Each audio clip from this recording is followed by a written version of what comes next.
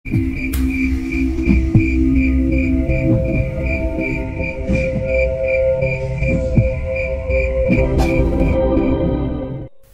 semua keburukan yang terjadi pada dirinya, Tuhan ternyata tak menutup mata padanya.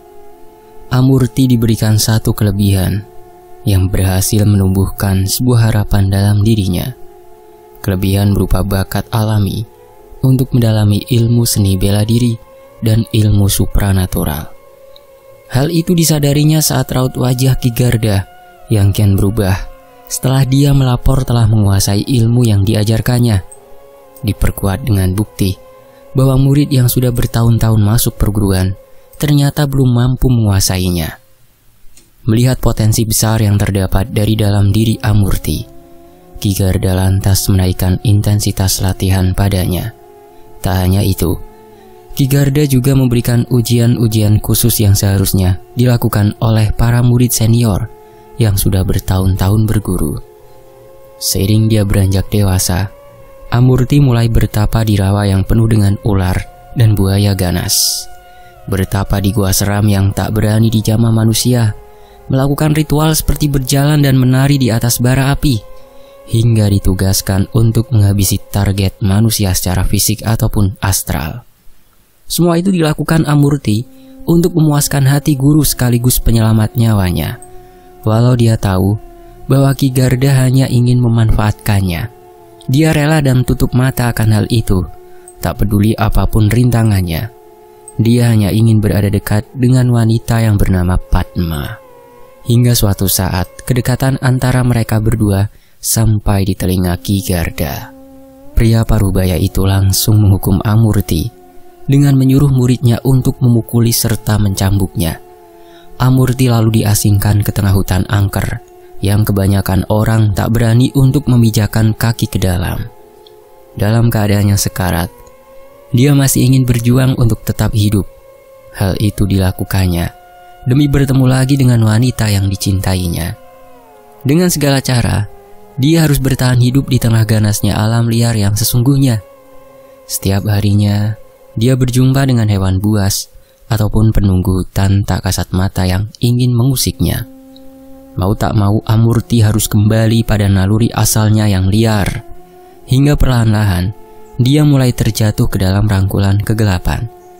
Di sepanjang waktu, Amurti menyempurnakan keilmuan yang selama ini dipelajarinya, lalu merombaknya ke versinya sendiri. Sebab selain berlatih dan mengisi perutnya, dia tak tahu ingin berbuat apa. Hari demi hari berlalu. Amurti tinggal di sebuah gubuk kecil yang dilapisi oleh jerami. Tak ada seorang manusia pun yang ditemuinya. Dia hidup dalam kesepian, bagai terisolasi dari dunia luar. Bahkan para dedemit hutan itu telah enggan untuk mendekatinya. Tanpa disadarinya, dia semakin terbiasa tinggal di tengah hutan belantara itu. Waktu bergulir dengan cepat, sedangkan Amurti kebanyakan melaluinya dengan bersemedi yang diselingi dengan mengukir kayu. Namun selama dia mengukir, hanya ada satu sosok yang menjadi objeknya, yang tak lain dan tak bukan adalah sosok wanita anggun yang bernama Padma. Tak terasa tahun demi tahun berlalu, hingga suatu saat tiba-tiba kediaman Amurti didatangi oleh seorang pria yang tampak tak asing baginya.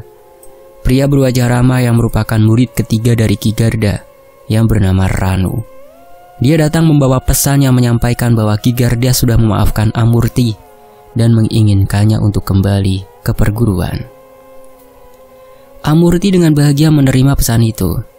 Dia dan Ranu lantas bersama-sama pergi kembali ke perguruan. Di sepanjang perjalanan, Amurti tampak bersemangat, menantikan dirinya bertemu dengan sosok wanita dambaannya. Naasnya, semangat itu tak berlangsung lama. Sebab di saat Amurti telah berada tak jauh dari lokasi perguruannya, dia sudah melihat keramaian di jalan. Rasa penasaran sekaligus rasa gundah muncul di batinnya. Dia langsung menerobos masuk ke dalam gerbang perguruannya. Walau dihambat oleh para pengawal, Amurti mengempaskan mereka tanpa berpikir panjang. Kericuhan seketika terjadi, namun pandangan mata Amurti terpaku pada kedua sosok yang berada di atas panggung. tampak sepasang sosok pria dan wanita yang mengenakan busana pengantin di sana. Sepasang sosok tak asing itu merupakan Mandala dan Padma, dengan sisi pria yang mengemban status sebagai murid pertama dan sisi wanita yang merupakan putri dari Ki Garda. Wanita yang dihiasi pakaian dan aksesoris glamor itu adalah wanita yang selama ini didambakan oleh Amurti. Suara kericuhan berhasil memicu perhatian dari hadirin yang berada di bagian paling dalam. Begitu juga dengan Padma. Dia kini saling bertukar pandang dengan Amurti. Kesedihan seketika merebak pada raut wajah Padma. Namun sebaliknya Amurti perlahan memunculkan senyuman di bibirnya, berusaha untuk menelan kepahitan serta kepedihan yang mencuat dalam batinnya. Ki Garda datang menghampiri Amurti. Dia memeluknya di depan khalayak ramai. Lalu dia mendeklarasikan bahwa dia mengangkat Amurti menjadi murid utamanya yang kelima. Namun wajah Amurti tetap datar, sebab dia merasa tujuan hidupnya telah hilang. Walau dikelilingi oleh kemeriahan dan kemewahan serta pujian dari segala sisi, hatinya tetap terasa hampa. Acara pernikahan itu akhirnya selesai. Begitu juga dengan hubungan Amurti dan Padma. Sejak saat itu mereka tak pernah lagi berkomunikasi. Amurti sibuk melakukan pekerjaan kotor yang dilimpahkan padanya oleh Ki Garda. Semakin lama, Amurti jatuh semakin dalam pada dunia hitam. Dengan statusnya yang baru, banyak wanita yang mulai mendekatinya. Amurti menerimanya tanpa berpikir panjang. Dia hanya ingin memicu nafsunya untuk mengisi kekosongan dari hatinya yang hampa.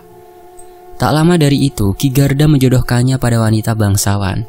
Walau cinta wanita itu bertepuk sebelah tangan, pada akhirnya dilakukan prosesi pernikahan. Dari pernikahan itu, Amurti memiliki 3 anak. Namun lagi-lagi dia tidak bisa memunculkan cinta dalam hatinya. Bahkan pada anaknya sendiri, dia tak bisa menunjukkan kasih sayang. Hingga tak lama dari itu, Ki Garda pada akhirnya wafat. Hal itu berhasil menggemparkan masyarakat. Prosesi pemakaman besar-besaran dilayangkan untuk menghormatinya, terlepas dari reputasi buruknya yang selama ini dipendam oleh segelintir masyarakat. Pada akhir hayatnya, Ki Garda mewariskan harta benda beserta semua pusaka dan keilmuannya pada seorang murid kesayangannya, yaitu Mandala. Hal itu lantas memicu ketidakpuasan dari murid kedua yang bernama Cakra. Diam-diam pada tengah malam, Cakra menghampiri kediaman Amurti. Dia mencoba membujuk Amurti untuk melakukan pemberontakan. Cakra menjanjikan jika pemberontakannya berhasil, maka dia akan memberikan Padma padanya. Tawaran itu pada akhirnya diterima oleh Amurti. Keinginan untuk memiliki Padma mencuat kembali dalam jiwanya. Kini tak ada lagi penghalang yang bernama Ki Garda. Terlepas Padma menyukainya atau tidak, Amurti telah kehilangan akal akibat nafsu menggebu-gebu. Sementara itu di sisi lain, tak lama dari itu, Cakra berhasil mengumpulkan pasukannya yang terdiri dari murid keempat bernama Jantaka beserta murid-murid biasa lainnya dalam perguruan yang berpihak pada Cakra. Tak lupa dia membawa beberapa pendekar yang berasal dari keluarganya sendiri. Tepat pada tengah malam, operasi pemberontakan dilaksanakan. Cakra membawa sebagian besar pasukannya untuk menerjang kediaman dari Mandala. Sementara itu, Amurti dan Jantaka membawa sisa pasukan untuk membereskan nyawa dari Ranu, sang murid ketiga. Tanpa berlama-lama, Amurti masuk ke dalam kediaman Ranu secara terang-terangan, melewati gerbang utama. Dia hendak dihalangi oleh 2 pengawal kediaman itu. Namun dia langsung membunuh mereka tanpa ragu sedikit pun. Kerusuhan seketika terjadi. Perhatian para penjaga kediaman Ranu telah tertuju pada Amurti. Teriakan-teriakan yang muncul tampaknya berhasil membangunkan Ranu. Pertarungan pun berlangsung dengan sengit. Amurti menghadapi Ranu secara 1 lawan 1, sedangkan Jantaka dengan leluasa menghabisi satu persatu dari pengawal baru. Menyadari itu, Ranu mencoba mengalahkan Amurti dengan secepat mungkin. Namun kenyataannya, kemampuannya berada di bawah Amurti. Saat dia mencoba menjadi agresif, dia malah membuka celah dalam pertahanannya. Dia lantas terkena serangan telak dari Amurti yang membuatnya jatuh tersungkur di tanah. Saat Amurti ingin menghabisi Ranu, tiba-tiba sebuah keris menancap pada perutnya. Dia langsung berbalik badan dan bertukar pandang pada sosok Jantaka yang sedang memasang sebuah senyuman di raut wajahnya. Amurti tak mau menyerah. Dia mencoba melakukan perlawanan. Namun bukan hanya Jantaka saja yang berkhianat, tetapi juga para pasukan pemberontak lainnya. Mereka langsung mengunci tubuh Amurti dan menyekap mulutnya. Jantaka beserta pasukannya membawa Amurti pada kediaman Mandala. Ternyata di sana pertarungan sengit masih berlangsung. Tampaknya kedua pasukan dalam keadaan yang berimbang. Oleh sebab itu, Jantaka menyerang pasukan Cakra dari belakang. Serangan itu pun berhasil mengejutkan pasukan Cakra. Situasi langsung berubah drastis, di mana pasukan Cakra dibantai oleh serangan dari dua sisi. Cakra tak menyangka bahwa Jantaka akan berkhianat, sebab selama ini dia selalu mendukung dan mengikutinya tanpa berani membantah. Ditambah dengan melihat sosok Amurti yang dalam keadaan tak berdaya, Cakra langsung berteriak menyuarakan perintah bagi pasukannya untuk segera mundur dan melarikan diri. Namun Mandala dan Jantaka pastinya tak akan membiarkan itu terjadi. Mereka mencoba untuk mengepung dan menutup akses keluar dari lokasi pertarungan itu. Walau harus mengorbankan banyak nyawa, Cakra memusatkan pasukannya untuk menerobos gerbang keluar.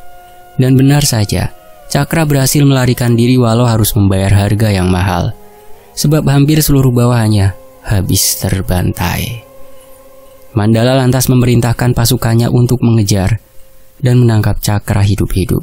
Selain itu, dia juga memerintahkan bawahannya untuk menangkap istri dan anak dari Amurti.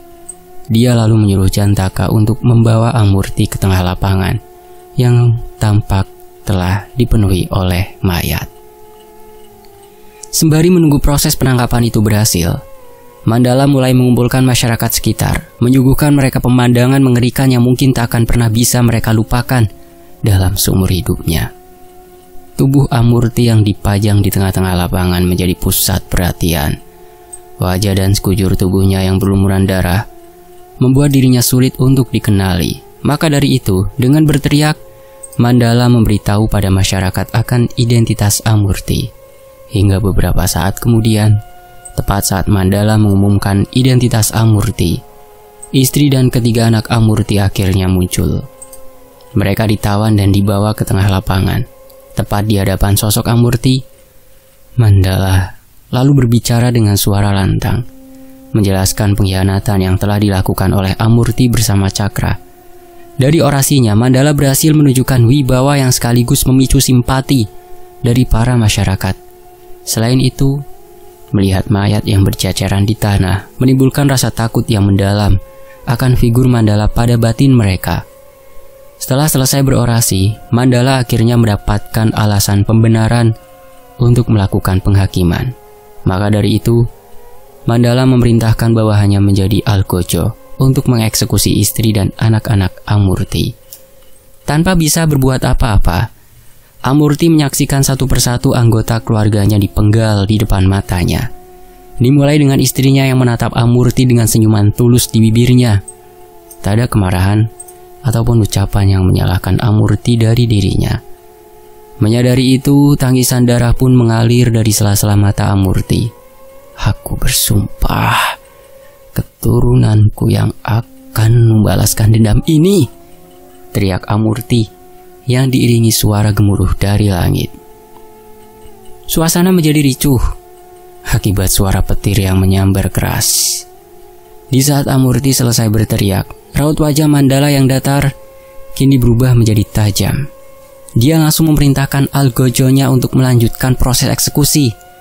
Anak-anak Amurti lantas menangis tanpa henti karena ketakutan. Namun Mandala tak merasa iba. Dia hanya diam, seakan memerintahkan algojonya untuk melanjutkan prosesi eksekusi. Keraguan pun terlihat dari gerak-gerik algojo. Namun mau tak mau dia harus melakukan tugasnya. Golok itu akhirnya melayang pada leher kedua anak yang tak berdosa. Saat dua anak telah tewas secara tragis, tiba-tiba muncul sosok Padma yang berteriak histeris berusaha untuk menghentikan kegilaan itu. Kehadirannya berhasil menghentikan golok Ia mengarah pada bayi mungil yang bahkan belum genap berumur 1 tahun. Melihat mayat yang berada di dekat Amurti seketika membuat Padma menghardik suaminya sendiri. Dia tak lagi memikirkan pandangan keramaian, sebab jiwa dan raganya telah tersulut api kemurkaan. Mandala tak memperdulikan kata-kata kasar yang terlepas dari mulut Padma. Dia menawarkan sebuah pilihan kepada Padma, bahwasanya dia akan melepaskan bayi itu apabila Padma mengakhiri nyawa Amurti menggunakan tangannya sendiri. Belum sempat Padma menjawab, Amurti terlebih dahulu menerima tawaran itu. Ikatan pada kedua lengan Amurti dilepas oleh Algojo. Lalu bawahan dari Mandala memberikan sebilah pisau pada Padma. Namun Padma tetap diam di tempat. Dia tampak tak rela untuk melakukan hal kejam itu pada Amurti. Melihat Padma yang dalam dilema, Mandala mulai mengeluarkan ancaman. Padma pun seketika menjadi panik. Namun Amurti langsung menggenggam tangan Padma dan mengarahkannya pada jantungnya. Teriakan beserta isak tangis tatkala keluar dari bibir Padma lantaran sebilah pisau telah menghujam jantung pria yang dicintainya. Detik demi detik berlalu, Padma menyaksikan mata Amurti yang perlahan mulai terpejam. Kedua tangan Padma menyentuh wajah pria yang bersimbah darah itu dengan penuh penyesalan. Dia lalu memeluk tubuhnya dengan erat seakan tak ingin berpisah dari jasad pria yang malang itu. Di sisi lain, itu adalah hal terakhir yang kusaksikan sebelum pandanganku berubah menjadi gelap. Sesaat kemudian sosok Mbah Gumelar dan Dirga kembali muncul di pandanganku. Begitu juga dengan sosok pria berjubah merah yang bernama Asmayu. Itu adalah kebenarannya, kata Asmayu setelah menurunkan lengannya. Jadi kalian ingin membalas dendam yang sudah terkubur lama? Tanyaku frustasi. Mereka sudah lama mati. Apa kita masih perlu menumpahkan darah dari banyak orang? Mbah Gumelar menggeleng pelan seraya berkata, raga mereka memang sudah mati, tapi tidak bagi kehendak yang mereka wariskan dalam darah kita. Dia lalu lanjut berkata, jika kau berpikir keturunan mereka akan membiarkanmu hidup dengan tenang, maka dirimu salah besar. Sebab sampai detik ini, mereka terus mencari keberadaan keturunan dari leluhurmu yang bernama Amurti. Aku ragu atas ucapan Mbah Gumelar, sebab aku tak berpikir bahwa mereka akan berbuat sampai sejauh itu. Selain itu, aku tak bersinggungan lagi pada keluarga mereka. Aku merasa diriku bukanlah ancaman nyata bagi mereka. Seakan bisa membaca pikiranku, Mbah Gumelar berkata, kau adalah keturunan ke-7 yang akan melaksanakan sumpah dari pendahulumu. Aku tertegun diam, sementara Mbah Gumelar melanjutkan penjelasannya. Pertemuanmu dengan wanita itu adalah pemicu atas takdir berdarah yang akan terjadi pada masa yang akan datang. Takdir sudah mempertemukan kalian, maka kau tak akan bisa lari menghindarinya. Yang dimaksud di sini pertemuan Rama dan Adelia nih. Kita lanjut. Begitu juga denganku. Kau melihat sendiri apa yang terjadi pada keluarga yang menentang mereka. Oleh sebab itu, kau hanya memiliki 2 pilihan. Ikut denganku untuk mempersiapkan diri untuk menghadapi badai yang akan menghampirimu, atau tetap menjalani hidupmu seperti semula, sebelum pada akhirnya mereka menemukanmu dan menghancurkan dirimu berserta orang-orang yang kau sayangi. Ucapan dari Mbah Gumelar berhasil menanamkan keresahan dalam batinku. Sejenak aku mengingat sosok Adelia dan Ilham sembari bertanya dalam batinku, apakah mereka akan benar-benar datang untuk menghancurkan hidupku? Tapi aku sudah bertemu dengan 2 keturunan mereka, kataku was-was. Apa kau ingat bahwa dulu kemampuanmu sempat ditutup? Kata Mbah Gumelar yang seketika mengingatkanku pada cerita ayahku yang dulunya sempat menutup mata batinku. Tapi muncul pertanyaan di dalam benakku, dari mana dia bisa tahu tentang hal itu? Aku kenal dengan eyangmu. Ucapan itu seketika menjawab pertanyaan yang muncul di benakku. Di sisi lain, kedua anak itu belum tahu kebenarannya, sebab mereka belum diberikan akses. Mungkin karena mereka masih muda dan belum terjun untuk mengurus perkara keluarga. Namun tak lama lagi, mereka akan menyadari eksistensimu. Di saat itulah mereka akan memburumu. Lanjut Mbah Gumelar dengan jelas. Sebuah dilema muncul dalam batinku. Mbah Gumelar menyadari itu. Dia lantas berkata, kembalilah ke tubuhmu. Dan jika kau sudah menentukan pilihanmu, lekas hubungi Basuki. Mendengar nama Basuki mengingatkanku pada sosok Mahendra, aku refleks menoleh untuk mencari keberadaannya. Namun sosoknya tak nampak di sekitarku. Mereka sudah kubawa ke markasku.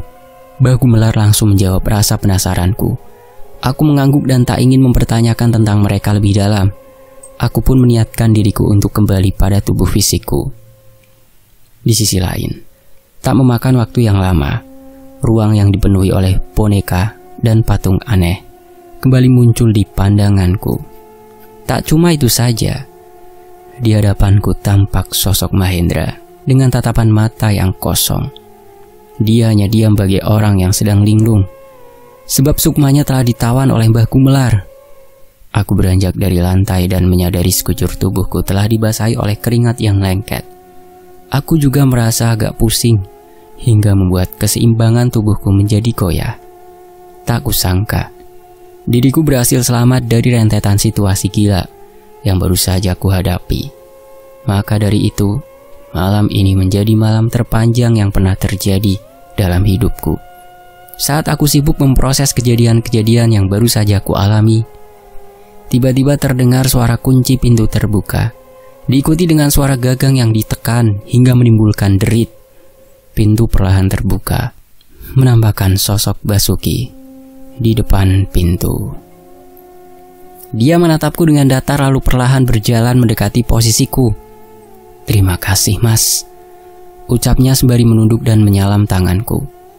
Aku menjadi kagok dan hanya bisa membalas salaman tangannya dengan canggung. "Apa Mbah Gumelar sudah cerita dengan Mas Rama?" tanya Basuki yang seketika mengingatkanku atas perkataan Mbah Gumelar kepada Mahendra bahwa jawabannya ada pada darah dagingnya sendiri. "Masnya anak dari Pak Mahendra?" tanyaku dengan nada yang hati-hati. Basuki mengangguk lalu membalas, "Setelah ini biar saya mengurus beliau." Aku tak menyangka bahwa seorang anak akan mengkhianati ayahnya sendiri. Namun aku enggan untuk menanyakan alasan dia melakukan itu, sebab aku tak ingin menambah musuh yang baru. Akan tetapi, tampaknya Basuki memperhatikan raut wajahku yang resah. Dia lantas berkata, "Saya melakukan ini bukan semata-mata menginginkan hartanya. Saya hanya ingin membalaskan dendam yang selama ini saya pendam, berkat tindakan beliau yang telah lama menelantarkan ibu saya hingga meninggal." Lalu setelah sekian lama dia datang menghampiri dan membawa saya kemari, seolah tak terjadi apa-apa. Sampai sekarang pun dia tak mau mengakui saya sebagai anaknya di depan orang-orang. Mungkin karena saya hanya aib baginya, sebab selama ini dia hanya tergila-gila dengan kekuasaan sampai dia tega untuk menelantarkan kami. Mas Rama bebas untuk mengecam perbuatan saya, tapi saya tak akan menyesal sama sekali.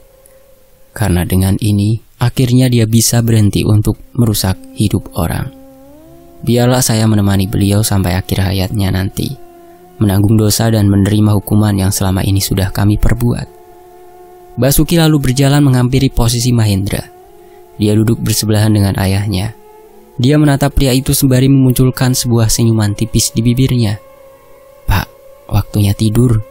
Basuki lalu memejamkan kedua mata Mahendra dengan sentuhan tangannya.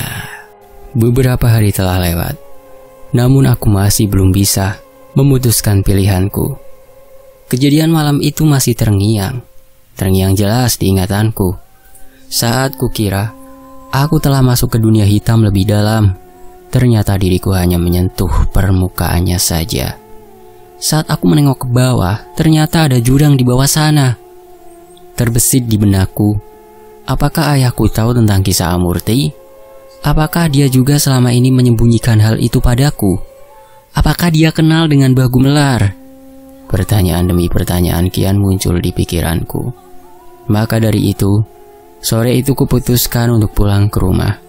Aku ingin menanyakannya langsung pada ayahku. Apa dia terlibat dalam rahasia yang selama ini telah dipendam? Sekaligus juga, aku ingin bertanya, apakah aku sebaiknya menerima tawaran dari Mbah Gumelar? Dengan perasaan yang menggebu-gebu, aku pulang ke rumah. Sesampainya di depan rumah, aku mengetuk pintu berkali-kali, berharap agar kedua orang tuaku menyadari kedatanganku. Beberapa saat kemudian, Pintu terbuka dan menampakkan sosok bapak yang melihatku dengan tatapan yang berbeda. Namun belum sempat aku berbicara, bapak sudah terlebih dahulu berbalik badan dan masuk ke dalam rumah. Aku pun menutup pintu secara perlahan, lalu mengikutinya masuk ke dalam rumah. Tetapi baru saja aku menginjakkan kaki ke dalam ruang tengah, tiba-tiba bapak melayangkan pertanyaan padaku. "Kenapa kamu?" "Maksudnya pak?" Tanyaku balik dengan bingung. "Bagaimana bisa auramu begitu gelap?" tanya bapak dengan nada curiga. "Kamu sembunyikan sesuatu ya?" Semua yang kulakukan dalam 1 bulan itu langsung terbesit di benakku. Namun aku bingung. Apakah energiku yang memang terlalu gelap atau bapak yang terlalu peka? Di sisi lain, aku juga terjebak dalam dilema. Apakah aku harus menjelaskan apa yang kualami pada bapak atau tetap merahasiakannya? Sebab selama ini aku tak pernah terbuka padanya. "Kamu bunuh orang?" Pertanyaan itu tiba-tiba keluar dari mulut bapak yang seketika berhasil membuatku diam tertegun. Melihatku yang enggan menjawab, bapak dengan tegas memaksaku untuk membalasnya. "Jawab." "Iya," kataku pelan. Tampaknya tak ada gunanya lagi berbohong di depannya. Seketika tamparan mendarat pada pipiku. Aku terkejut bukan main. Sebab ini pertama kalinya bapak menampar wajahku. Aku memegangi pipiku yang terasa panas. Sejenak aku merenung. Berpikir bahwa aku memang pantas menerima tamparan ini. "Siapa yang ngajarin kamu?" tanya bapak dengan lantang. "Bergaul sama siapa saja kamu selama ini?" "Bapak gak perlu tahu," jawabku sembari tersenyum kecut. Tamparan yang lebih keras kian mendarat di pipiku. Aku menoleh kembali dan menyaksikan tatapan bapak yang tajam.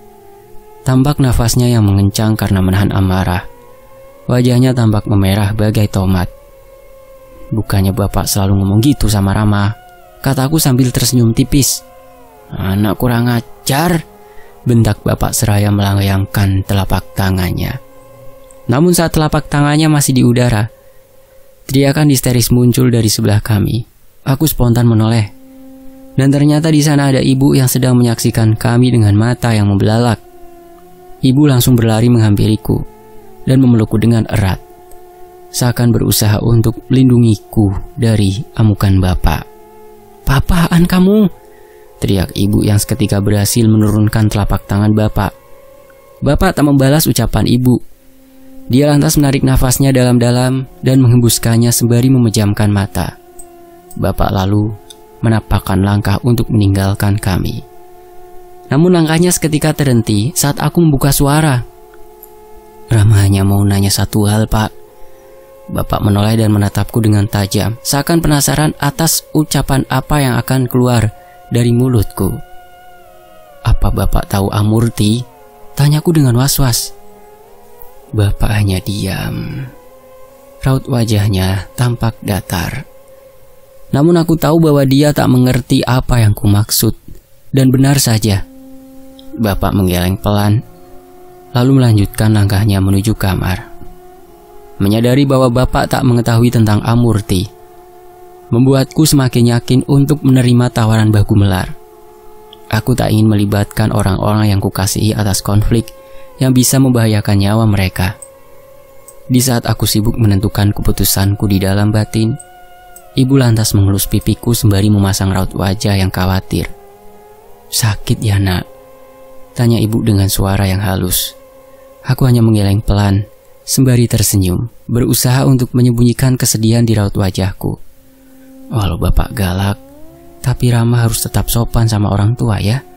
Terlepas kamu salah atau benar, tapi kamu harus sampaikan dengan baik-baik. Itu tadi bapak khilaf kebawa emosi, jadi tolong dimaafin ya." "Gitu-gitu dia tetap sayang ke kamu kok," ucap ibu berusaha untuk menasehati dan menenangkanku. Aku mengangguk pelan dan memeluk ibu dengan erat. Terlintas di benakku, mungkin ini adalah kali terakhirnya aku bertemu ibu. Maka dari itu, aku ingin mematri momen ini di memoriku agar diriku tak akan pernah lupa dengan apa yang namanya kasih sayang. Ibu pun menyadari ada yang janggal dari diriku. "Kamu gak kenapa-napa kan nak?" Aku menggeleng seraya berkata. "Rama balik ke kos dulu ya mah." "Loh, bukannya baru sampai? Tanya ibu dengan heran. Kelupaan, ada urusan penting soalnya, jawabku sembari menggaruk kepala. Ibu menatapku sesaat, namun pada akhirnya ia membiarkanku pergi. Ya udah, tapi hati-hati ya. Iya mah, aku mengangguk seraya berjalan menuju pintu keluar. Saat di luar aku membuka ponselku, lalu mengetik dan mengirimkan pesan pada Basuki. Besok malam saya siap mas. Di sisi lain, dengan sebuah pena yang belakangan ini hampir tak pernah kusentuh, aku sibuk menuliskan rangkaian kata di beberapa pucuk surat.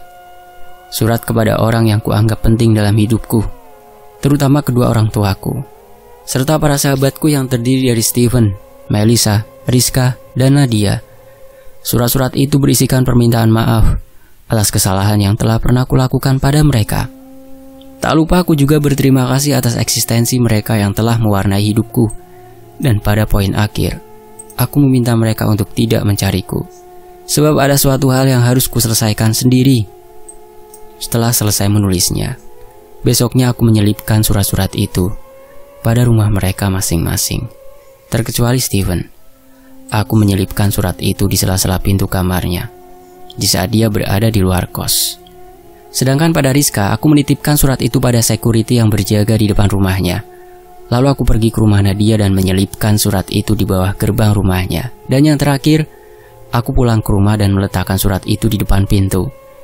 Sebelum pergi, kutatap rumah itu dengan lama, berharap itu dapat membekas di dalam memoriku. Di saat aku mendengar suara langkah dari dalam rumah, aku langsung bergegas pergi menjauh. Dalam perjalanan menuju rumah Mahendra, tak lupa aku mematikan ponselku secara total. Aku berharap mereka tak mengetahui keberadaanku dan bisa melalui hari-harinya tanpa diriku, sampai aku dapat menyelesaikan masalah ini dan kembali bertemu dengan mereka. Walau nantinya mereka membenciku, aku tak keberatan akan hal itu, sebab aku pantas menerimanya. Hari itu kulalui dengan penuh melankolis. Hingga tak terasa langit senja telah berubah menjadi gelap. Malam itu aku berdiam diri di rumah Mahendra, seraya menunggu Basuki untuk bersiap-siap pergi ke lokasi kediaman Mbah Gumelar. Sudah siap mas? Tanya Basuki yang berhasil memecah lamunanku. Aku mengangguk pelan dan Basuki langsung berjalan menuju parkiran. Aku mengikutinya, dan sesampainya di mobil, kami langsung berangkat tanpa mengucapkan sepatah kata pun. Begitu juga di sepanjang perjalanan, kami diam terbungkam, seolah sedang mengemban banyak beban di pikiran kami. Perjalanan ke arah barat ini memakan waktu yang cukup lama. Namun di sepanjang perjalanan, aku merasa ada sesuatu yang janggal, sebab semakin lama tampaknya semakin banyak pohon-pohon yang menjulang tinggi pada pandanganku. Rumah dari penduduk juga tampak semakin sedikit, hingga kemudian mobil memasuki area hutan. Melalui jalan kecil yang hampir setengahnya beralaskan rerumputan. Guncangan tak bisa dihindari sebab jalan yang tak rata. Hingga beberapa saat kemudian, sebuah gedung mewah tampak di pandanganku. Gedung itu tampak seperti istana yang berada di tengah-tengah hutan belantara. Bahkan dari luar gerbang saja, aku bisa merasakan kemegahan serta kemewahannya dari jauh. Saat mobil kami sampai di depan gerbang, seorang pria parubaya dengan sigap langsung membuka gerbang lalu menyapa kami dengan ramah. Basuki membalas sapaan pria itu layaknya sudah kenal lama dengannya. Sesudah memarkirkan mobil, aku keluar dan seketika terpukau atas apa yang ada di sekelilingku. Mungkin tempat itu bisa dijadikan sebagai objek wisata atas keindahannya. Terdapat lapangan luas yang mungkin cukup untuk dijadikan lapangan sepak bola. Ada pula fasilitas seperti taman dan kolam ikan. Ada beberapa gazebo, tempat bersantai yang dibangun dengan set kayu jati yang lengkap. Namun yang paling mencolok adalah gedung utama bertingkat dengan konsep klasik. Walau tampak seperti bangunan jadul, tetapi tidak menghilangkan kesan elegan dan mewah darinya. Saking luasnya, mungkin beberapa keluarga bisa tinggal bersama di sana.